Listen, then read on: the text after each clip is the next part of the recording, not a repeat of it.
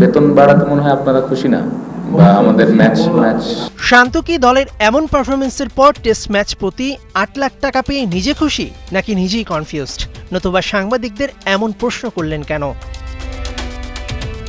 ২২ গজ পেরিয়ে ফুটবল মাঠে আসি। দক্ষিণ এশিয়ার সবচেয়ে বড় মেগাস্টার হামজা চৌধুরী লেস্টার থেকে শেফিল্ডের ধারে গিয়ে প্রতি মাসে কামান প্রায় বাংলাদেশি টাকায় ৪০ কোটি টাকা। সেই তিনি ভারতের বিপক্ষে ম্যাচ খেলে বাফুফে থেকে পেয়েছেন মোটে ২০,০০০ টাকা। এই টাকা হয়তো হামজার জন্য কিছুই না, বাংলাদেশের জার্সিতে খেলাটাই যে সম্মানের, আর এই সম্মানের কোনো দাম হয় না। কিন্তু বাকি প্লেয়ারদের কাছে, বিশেষ করে চন্দন রায়দের মতো নবীনদের কাছে এই টাকাটা গুরুত্ব বহন করে।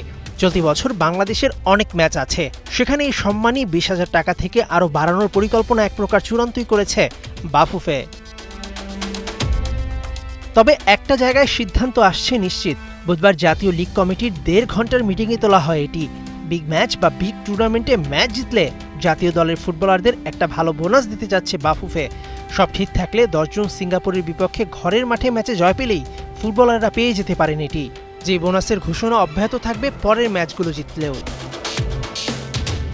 তাবিদাওয়াল আসার পর বাফুফের ব্র্যান্ডিংয়ে অনেক গুরুত্ব দিচ্ছে মিডিয়া কমিটির চেয়ারম্যান আমিরুল ইসলাম বাবুর নেতৃত্বে, যেটা একটা আলাদা মাত্রা পেতে যাচ্ছে। দীর্ঘদিন ধরে পড়ে থাকা বাফুফের নিচতলায় বাড়ানো হচ্ছে সাংবাদিকদের জন্য মিডিয়া রুম।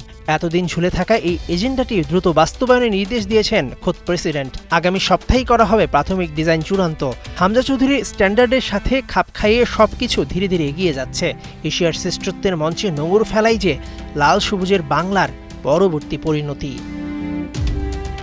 মেহেদী নাইম, ৭১।